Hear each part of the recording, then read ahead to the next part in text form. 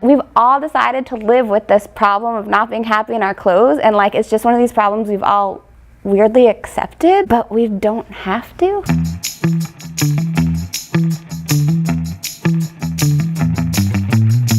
It's funny, I say this to people now that I like own this clothing company. I think about clothing so much less than I ever used to. Interesting. Yeah. How does that work out? Because I have the time with our stylist to create the outfits, and then after that it's just done. I look at my lookbook and I put on what we've already decided. This is a time and space to put together your outfits, to figure out what looks good on you, what you like, to not have to do it in the moment when you're at home and the phone's ringing or something's burning on the stove or you're already, 20 minutes late. You already have your outfits picked out because you gave yourself a lookbook, which is just images of all the outfits that we create with you. So you don't have to go into your closet and be like, oh, does this go with this? I forget.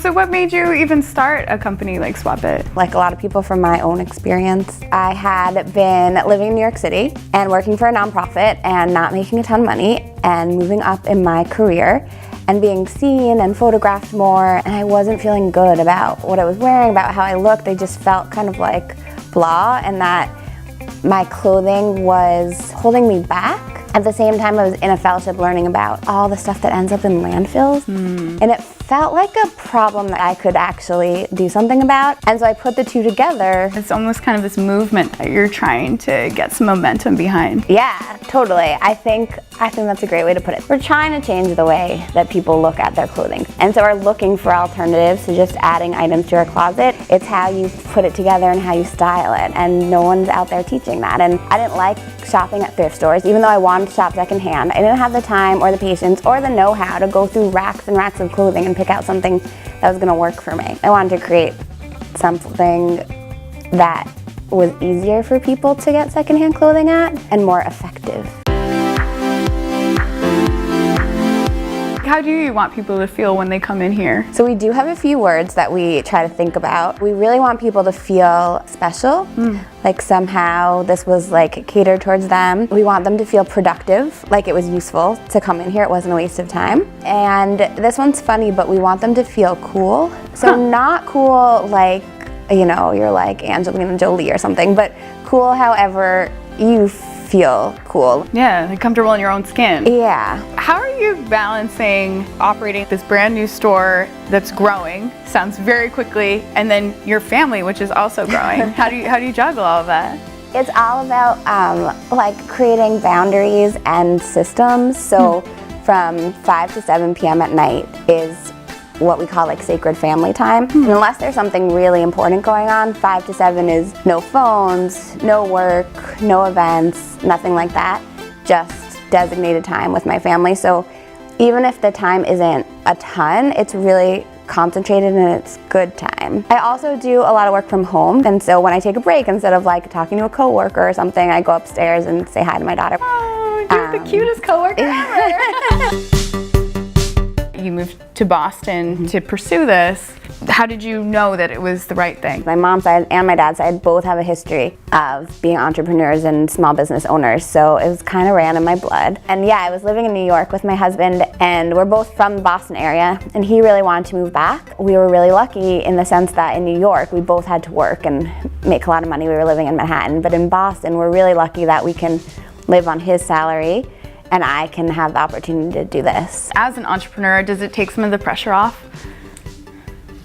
Sort of. Not quite. It does in terms of we're not going to be homeless, thank goodness. Yep. But your babies will eat. Yeah, they'll eat, but we're still, we still have to use some savings, so will our kid go to college? Yeah. That the jury's still out on. Or I guess more like, will we pay for it if we need a new car? There are certain things that are definitely scary, and I really respect the women that go out on their own where they don't have the income that makes sure that their life sort of stays steady. Do you have any advice for someone who's a first-time entrepreneur or anyone who's looking to make a passion or an idea into something they do every day? I mean, it's sort of generic, but like just get started. Just take the leap. Yeah. People really spend a long time just like researching or thinking, but yeah, take the leap. Do everything on a shoestring for as long as you can. When I first started, the first thing I started doing, I was just taking photos and just thinking about what I was going to do with the photos and how that was gonna work. So I just gave myself like a little bit of something to work on. Got a bunch of friends together, bought them like pizza and beer, and had people like brainstorm with me different things. Oh, fun. I know a lot of the business is about paring down, getting rid of excess, and really having pieces that you love and know how to use.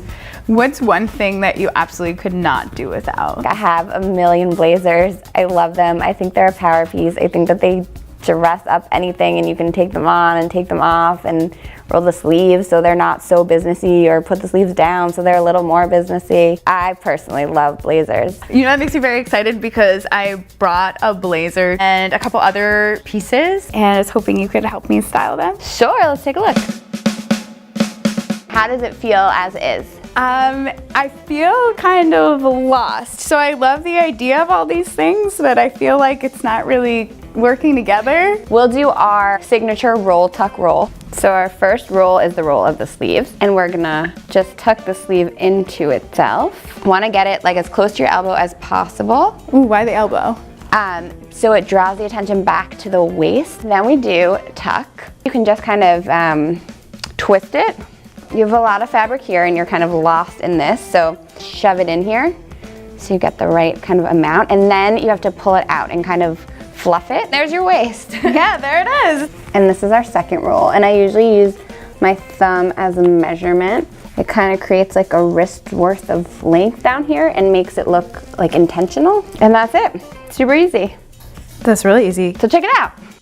This is wonderful, and I feel like these are pieces that everyone probably has in their closet. Yeah, a tee and a blazer, jeans, yeah, totally. So next step is a lookbook, right? Yeah. So we take a picture. Ready for my close-up.